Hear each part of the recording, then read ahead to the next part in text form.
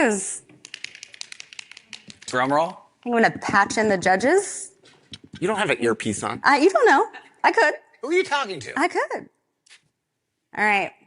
There can only be one winner. And so the judges and I have decided that we are going to give it to the best-selling author because... Yes! Winner, winner, chicken dinner. This game was rigged. Whew. I'm excited. What do I get? Well, you wrote a book. There is a prize. I wrote a book. It's right here. There is a prize. Yeah. We didn't talk about this before, but the winner gets to take us home with the closing of the conference. Well, that's funny. I'm a keynote speaker. That's funny how that works. What are the chances? Okay, so you guys got me for about 10 minutes now, and I get to stand and walk. Thank God, finally. Whew. Okay, so the first blocks that you saw were the foundational pieces of the care card. I want to take you through a story. I want everybody to think about how you've grown in your career. When I first started with the 811 group, you're right, it was in a basement, and we were trying to build a vision of building a company that could be the #1 staffing firm in all of America. And now currently there's 35 markets. I was the 4th employee I hired, and I was assigned to open up our first Detroit office, our first satellite office. I did that in 2002. I hired some good people, I fired some good people, made some bad choices, failed a lot. But ultimately, they became a very successful staffing firm. It's still very, very successful in Detroit today. But the owner of the company came up to me about 3 years in and said, listen, we need you to go to Philadelphia. And I said, what? You're nuts. I'm not Philly. For what? To start it again, to do it all over again. And I told him twice, no. I'm like, no, there's no way. I can't do it. I don't think I can do it. And so, unbeknownst to me, he drove up to my house one day, knocked on my back door with a case of beer and said, we need to talk. And we sat down and he said, I don't want you and Danielle, my wife, to move to Pennsylvania, to the East Coast. I need you to go. You're the only one that can. And when he said that, the only one that can, I was like, man, he's relying on me. And my wife had a full-time job, so they had to ingest her salary into paying me to move out there. So there's a lot that they were putting on me to go out there. And by the way, it's like, no pressure. We're just trying to grow the whole company, and we need the East Coast. So why not send a Midwest nice guy out to the East Coast where he can get chewed up and spit out? That was fun. And by the way, I had 18 months to get it done. And you can't do that in 18 months. But I went into the Philly office, and I started leading differently than I did in Detroit. I started teaching, ABT, always be teaching. Write that one down. Always be teaching. If you're not teaching every single day, you're losing the opportunity to teach the people that are going to come after you. But in Philadelphia, I hired right away. I started teaching right away. But no one knew who I was. All I wanted to do was make friends. I literally told people, look, I'm not here to sell you anything. I just want to be a friend. You want to go golf?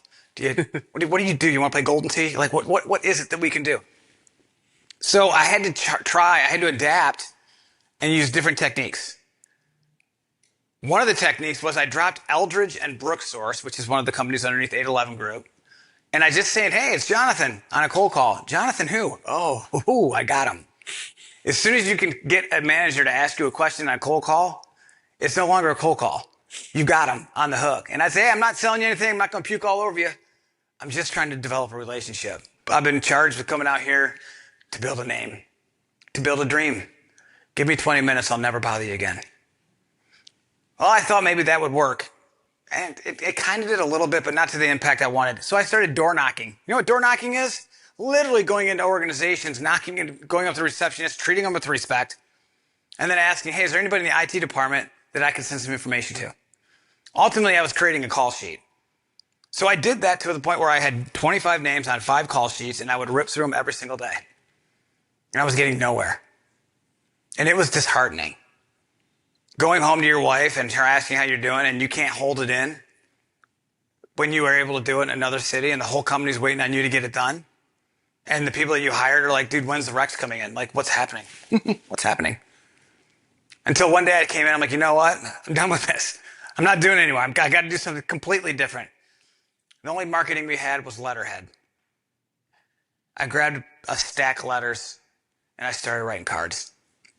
And I didn't write cards about stats and statistics about how big we were, because we weren't that big. I wrote everything about me and my life and the fact that I had gone through tremendous loss. I'd lost a brother He had 4 kids. It was awful. It was a very, very bad situation. And I talked to clients about that. And I talked to them about wanting to become friends. And then, oh, by the way, they'd ask me, what do you do? All because I wrote letters. One of those companies, DaVita, I don't know if you've ever heard of it, but they're a large dialysis company, the largest in America. That was one of my target accounts. Mike Huff. I called Mike Huff for a year. And I left him beautiful voicemails for a year. And then on that card, I wrote him, everything in my heart and soul. And 4 days later, after he got it, he called me and he said, Jonathan, I got your card. Mike Huff, how's it going? My God, how you doing? He's like, I'm not calling you because of your voicemails. I'm like, why? They were good. He goes, I'm calling you because of the card, because it was genuine. And it meant something to me. I'm like, wow, that's awesome. Can you come in next week and meet with me? Sure. And I had known, I'd done my research. He was from Pittsburgh. My recruiter was from Pittsburgh. Apparently it's black and yellow. It's a cult thing. Like they got together and it was like, I didn't need to be there. I didn't need to be there. I took the subject matter expert. 3 weeks later, we broke DaVita. We still work with DaVita across the entire company. My whole point to that saying is everybody who in here has written a letter in the last month, and I saw a couple of people writing letters. Yeah, look at some more hands than I thought. Bravo to you. Are they professional or are they personal? Personal? They're both? Awesome. Even better. So important that you're writing letters. Like no one's doing that. And that, again, you're talking about AI. AI can write the letter too and make it look like it's cursive. But write your own letter. I still do it today. That's so important. And now shifting from a day, so we broke Philadelphia, or we broke the East Coast. We broke some of the largest clients because I was passionate and I sold relationships. I didn't sell staffing. I waited for them to ask me what I was doing before I ever talked about what I did. Now think about the age of AI and in the AEC industry. Everything's always changing. AI is quicker than ever. If you're not adapting to AI and using it as a tool, then you're kind of missing out. I use AI all the time, and I thought I could write good content. Turns out AI can write it quicker and make it sound like me. But I still want to make it personal. AI is something that you can take to a meeting, but it can't take you through the meeting. It can't open the door. It can't register the facial expressions of the person sitting across from you. It can't give you the answers. You're done the minute you walk in the door. So AI is only a tool. It is not your identity. And that won't change. So now I want to talk about real quick the rest of these attributes and why it all adds up to the it factor. And that it factor, I'm tired of the it factor being an athletic term. It is not an athletic term. It is a human term. And these attributes, when put together, can give you the ability to build that it factor. We talked about the 3 C's. Those build trust. Okay? The next one's down here. You're looking at approachable. How long can you carry a smile? I talk about that in my book. Chapter 3, chapter 4, actually, approachability. If you're not carrying a smile in a conversation, how apt are you to have that conversation continue after 5 minutes? You have to smile. The resting you-know-what face is a real thing. And it happens to men and women, and you can't have it. You have to be able to put a smile on your face. You can do the mirror test. It's in my book. You can read all about it. To be relatable is important. Authentic, that's really lining up who you are personally and professionally. Like, are you the same with these attributes at home as you are at work? When you line them all up, that's how authentic you are. You don't change who you are. You are who you are at work, who you are at home, all the time. Adaptable, we already talked about. That's so important to do in today's day and age. If you can't adapt, you're throwing your arms in the air, and people need to see calm, cool, and collected. You talk about being respectful. Joe already mentioned it. It's unconditional. Hey, here's one for you. Never sit in a lobby, ever. I don't care if the manager's late by 20 minutes. You never, ever sit in a lobby when you tried so hard to get that meeting in the first place. Sitting in the lobby implies that you're not ready for the event when that manager does come out. And I've had receptionists say, sir, you can sit. I'm like, no, I'm not going to sit. I'm going to wait. And I would wait. And then the manager would come out late, but he saw me standing there waiting. And that made a difference. If you say you're going to be there 15 minutes early and you show up 5 minutes early, you're late because you wanted to be there 15 minutes early to be ready. Now you're flustered walking into the client interaction. Be consistently respectful. Reliable, I already talked about that. That's not 24/7, 365 where you have to answer the phone, but it is answering the phone on Sunday at 8 o'clock when they call you and you know it's somebody that's important. They're not calling you to say hi. And I had this back in Philadelphia where I actually landed a rack and stack deal. That's what it's called in tech terms. But basically just putting computers, in like a data center. And I had 3 people that had to show up on a Saturday, and 2 of them showed up and 1 of them didn't. And this manager put his neck out for somebody who had never used before, a company he had never heard of, to win this project. So guess who went to rack and stack for the day? Old Johnny boy here. And I did it, and he remembered that. It was how I responded to the fire, not the fire itself. And so he started telling everybody, dude, you just use him. He screwed up, but he showed up. And it was like, wow, just by showing up, and I had to. I couldn't not execute on what I said I would. And now real deep, real quick, I want to talk about relatability and enthusiasm. Okay? I want all of you to go home this weekend and write down 10 things in your life that you have gone through that may relate with somebody else.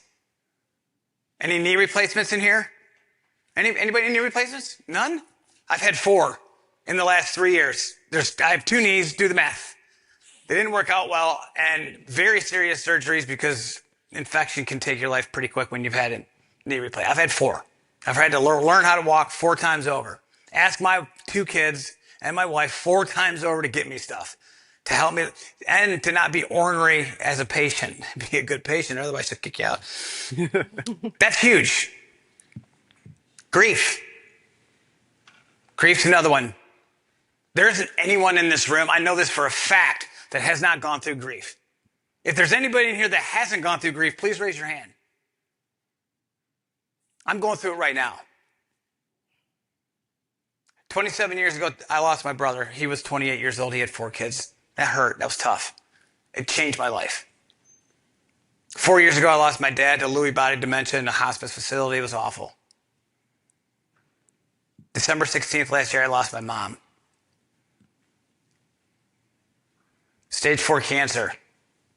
She was going in for a checkup. A week later, she was gone. You carry that grief. It becomes a backpack, something you put in your backpack. It becomes a strength, and you carry it with you, and you keep up climbing the mountain. You never give up. Why do I have live the day underneath enthusiasm? For the longest time in my career, I was win the day. I had to win at all costs, until I saw how hard it was to try to fight for your life. And winning the day no longer became important to me. Living the day was important to me. Making a mistake was okay. There's a mistake on the card. It should say soul-focused mindset, not Jonathan Eldridge, big deal, adapt. They'll find you. But grief is one of those. Again, associate yourself with people that have gone through stuff. So it could be anything. You grew up with siblings. You went to XY school. You come up with 10 things you have done. Chances are the buyer on the other side has gone through something like that. So I bring up those 2 things. My knees, it's in my book. I write about it. And I talk about the loss, because grief is one of those things that can be a real propellant for you to not give up, to never quit. So let me wrap all this together and close it out. Work, live with passion and purpose